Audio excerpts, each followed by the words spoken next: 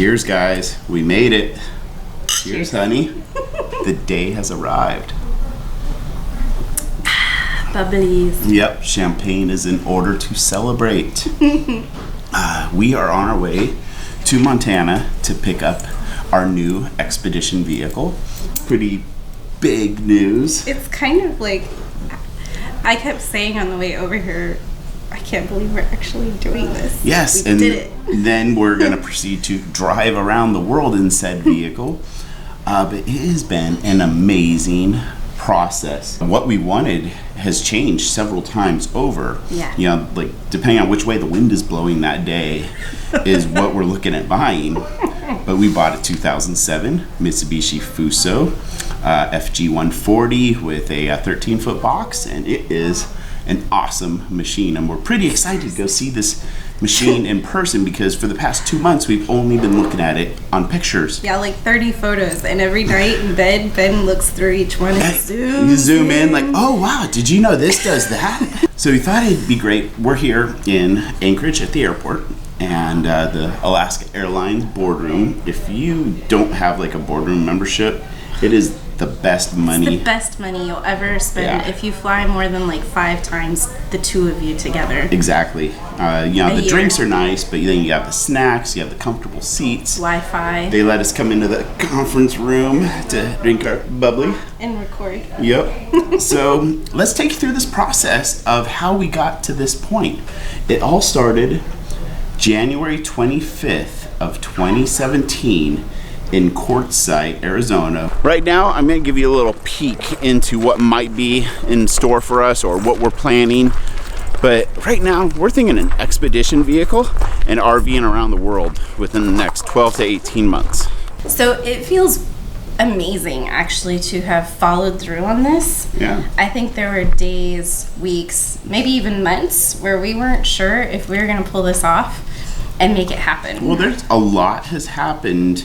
We called the shot of 18 months, and we're pretty much right around 16. 18 months right now. But a lot has happened in the past year and a half. Yeah.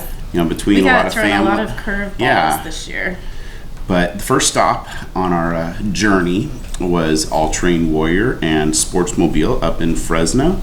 And we were very impressed because at that time, we were thinking we wanted a vehicle that could fit into a shipping container. Yeah. But I will say too that being able to, having the opportunity to visit all of these places, the fact that we were on the road and that lent us the ability to do so, it really helped. This priceless knowledge was gained. It was. And even though we ended up buying something used instead of new, seeing all of the new ones helped us to know, because we had to make compromises. Yep. You know, to fit in our budget, to, you know, Fit get the the needs of size the that journey. we needed for the journey. And it helped us to have seen all of these different vehicles and know where we could compromise and let things go. And what ultimately and what mattered. had to be done, Next up, since we are on the topic of containerable vehicles, we got to see the Earth Cruiser. We met up with Lance and Michelle outside of Los Angeles, and we actually borrowed our friend's car and drove like 6 hours just for this opportunity. And the best part is we got to go for a ride in the vehicle, and that really... And we're not talking a drive down the highway. We're talking like they crawled up the side of a mountain in this Fuso. And that was our first time in a Fuso, which we ended up buying. And we were so impressed with it. But yeah. And Lance, Michelle, thank you so much for spending the time with us. Well, next up, the one that got away. Oh, no. On my birthday, no less. So it was a Mitsubishi Fuso FM, not an FG, which bigger is body. Bigger. But this was a gorgeous camper built by, it was an A-Trek FM 260 built by a gentleman who has since passed away, Darren Fink. Yeah. And he was a Amazing master crafter of vehicles, and the interior, like, hands down, set the bar very high and set unrealistic expectations, truthfully, for what type of interior we could expect on these vehicles. Yeah. So, moving right along, let's talk about ETL Overland. They make vehicles. I think they're like a sister company to Plan B out of the Salt Lake City area. They do a lot of Humvee and military vehicle work. And this camper was really appealing because they set it up where the bed dropped over the dinette, which was a great double use of space. Incredible use of space. It just ended up not being the right vehicle for us. Next, we actually ended up coming home to Alaska. We stopped into ETL Overland on our way home, and as luck would have it, we ended up bumping into a couple of people who were up here with EVs. Which really isn't all that big of a coincidence, because a lot of people in expedition vehicles come to Alaska for the obvious reasons. So the first couple that we met, their blog or brand would be called 2IF Overland. And Martin and Bethany built their expedition vehicle through Global Expedition Vehicles. And it is gorgeous. It is gorgeous. It's probably one of the most beautiful ones we've ever seen. An LMTV 6x6 chassis. That thing's a beast. Oh, I was so impressed that we started considering it. But especially after he explained like what it's capable of. Like they sit in salt water for, they test the metal in salt water and prove that it won't rust if you sat it there for 20 years. It's designed to run on the worst fuels and around. And made to like bust through barricades. Yeah. So if you hit something, it won't damage your vehicle. That really pulled at my man strings there. Like, that's a serious truck. And it pulled at my safety strings. Yeah. We didn't do any videoing with them, but if you want to learn more about their vehicle, Dylan Magastar did an interview with them. It's a great video, and you can see more of their vehicle. Later that summer in Seward, we saw a B-Mobile parked kind of in this back lot in Seward. And so we drove past it and got their Facebook information, and I messaged them. And it turned out to be a couple. He's from Germany, and she's from Brazil. And you very likely have seen the video we did with them. It's like one of our biggest videos. Yeah. We had the most amazing time with them. Just really hit it off, and there were some really cool features of their vehicle that I just loved. What was the coolest is that it was a B-Mobile, and those are manufactured in Europe. Yeah. And we didn't have the opportunity to see those on a day-to-day basis. Well, moving right along, we had to go see Global Expedition Vehicles. We'd be selling ourselves short if we didn't. Yeah, if you're doing all this research on vehicles, you need to see the best manufacturer in the United States. And I can honestly say that they are the best in the United States. Absolutely. I don't know. There's some quality manufacturers in Europe, but GXV in the US, hands down, top notch. So once we did all of this research and looked at all the vehicles that were available, then we started looking for ours. And we spent hours looking on Expedition Portal in the United States, mobile.de and out of Germany, that's Gumtree out of the website. UK. Yeah, fantastic. Next one that we looked at, and you guys all saw pictures of this one because we got pretty serious about it, was in Britain, just outside of London. Yep. And it was actually a Sprinter van chassis. But it was built like an EV, not like a Sprinter van. Yeah, it was like the Sprinter cab, and then a box on the back, so it was wider. And it was four-wheel drive.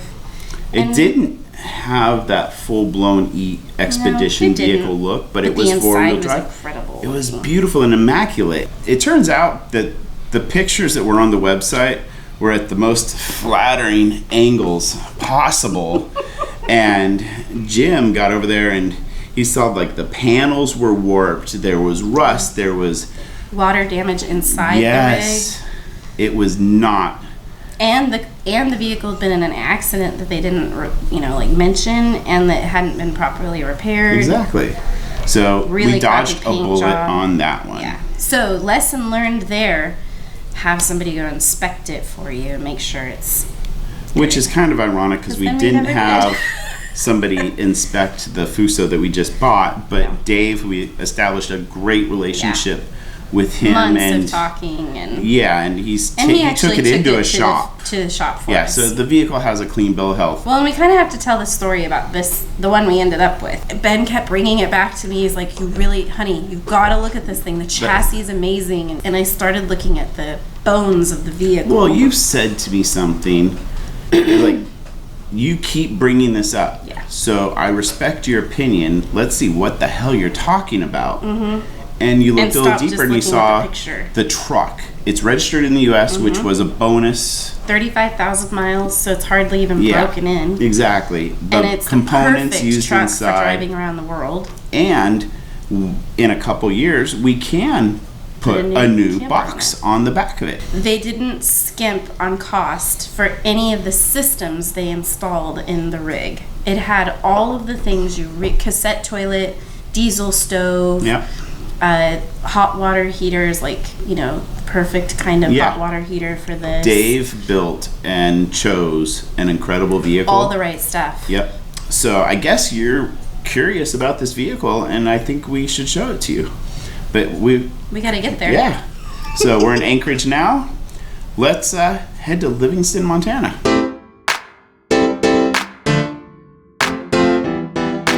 Oh, look at you. You're so cute.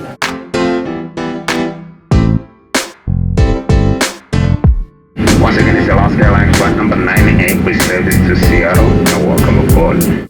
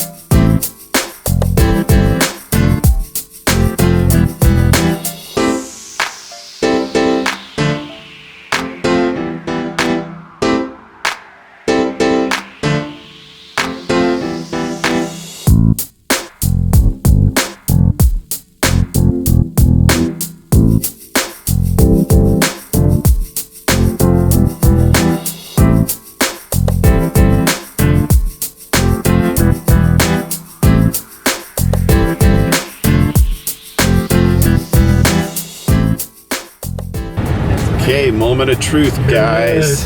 Do you like it? There's our new home on wheels.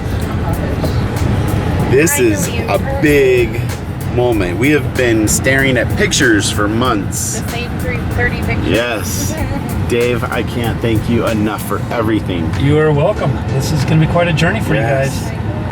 This is it. This is it. In the flesh. Wow, so much to take in and so much to show you guys. I really hate to do this to you. Oh, here we go. But we're gonna save like the tour for another video because it's gonna be such an amazing moment worthy of its own video. So thanks for hanging with us today as we traveled here to Montana and hearing our story about the process of finding our new vehicle to drive around the world. Make sure you hit that subscribe button. And that's a wrap. Thank you. Yeah. Good. See you tomorrow. All the boxes, almost all of them, have arrived. And the process of unpacking these is going to be interesting. Did we bring too much, honey? Time will tell.